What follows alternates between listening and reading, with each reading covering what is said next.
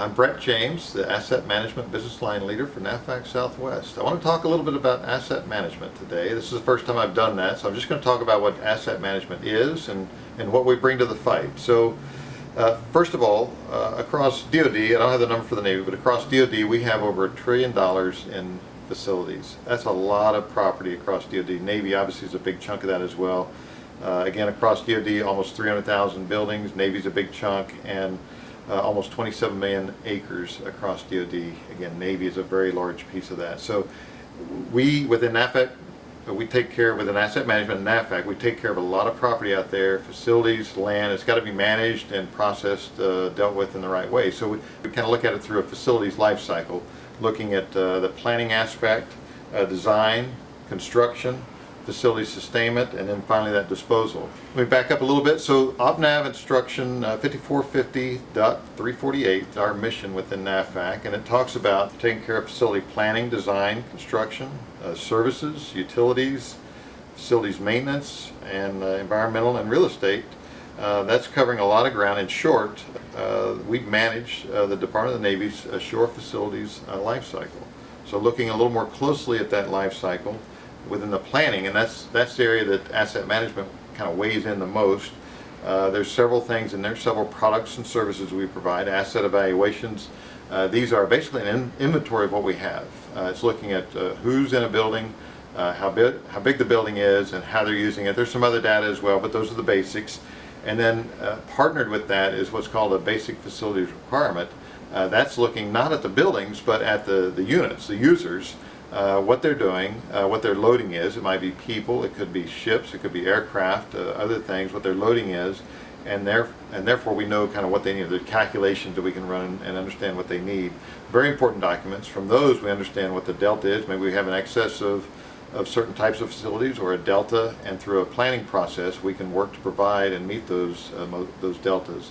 That planning process, most commonly the master plan or the installation development plan, looks at the entire base, looks holistically, working with the customers out there, the stakeholders, to come up with a long-range plan for that base. It's kind of describe it as a red kind of fuzzy bullseye. It's not an exact dot out there. It's looking too far ahead, 25 years, but it's kind of this fuzzy dot, and it just takes us in the right direction in terms of the master plan, so that we can continue to serve the facility needs, the customers, what they need, to those customers. We do, within asset management, very special studies. We'll do district plans as well. These make up, usually a base will have 4 to 6 district plans that makes up the entire installation development plan. And then site approvals. Site approvals are really important because that's deciding exactly where that goes based on the regulating plan that comes out of the master plan, and the building standards, street standards, and landscape standards, deciding exactly where that new facility might be located, how it's sitting in relation to other facilities, how it's sitting in relation to the street, how that's developed, where the front, the back is, all kinds of details there to make sure we get this long-range planning done correctly through those site plans that occur through the 1391 process. We move around the facility life cycle a bit. We start to approach design, and we get certainly DD Form 1391s. These are the programming documents that talk about what a facility is going to be, how it's going to be used, what the justification is, looking at economic impacts, other options for building that facility or obtaining that facility, that capability. But it puts in place kind of the direction we're headed in terms of a facility. Goes off and gets funded by Congress, we hope, and then comes back and gets built in accordance with the master plan, gets designed, the construction. We fit in at real property acquisition, so this is the NFADS database, looking at everything we have, where it's located, how it's being used. Again, we just have this tremendous database. It's very important. That's used by GIS, another asset management product and services that we deliver. GIS uses geospatial data, so looking at almost all our data is connected to something somewhere on a map, some building, some base, something out there. A very powerful tool that we provide, can do analysis through, coming around that facility life cycle, facility sustainment, so often kind of a public works function, but occasionally we need 1390 special 1391s, maybe with a major kind of reinvestment in the facility, and then disposal. So getting rid of both real property, that facility that's is now 50, 75, 100 years old, time to replace it, or at least just get it down, kind of get it off the records, no longer needed, or the real estate disposal. So maybe getting rid of an entire base or part of a base, maybe through a BRAC action or many other types of actions. So that's the facility life cycle in a nutshell, and how AM kind of taps into that. I want to talk a little bit about some of the AM accomplishments over the last 12 months. Just a short list, but something called SONGS. I'm not going to sing for you, but the Onofre Nuclear Generating Power Plant. This is in-kind consideration, bringing $11 million and counting to Pendleton for use across the MCIWEST. That's an amazing amount of money that through real estate actions we're actually bringing that in. Montecito Rancho, this is a REPI project. This is actually brand new, 715 acres.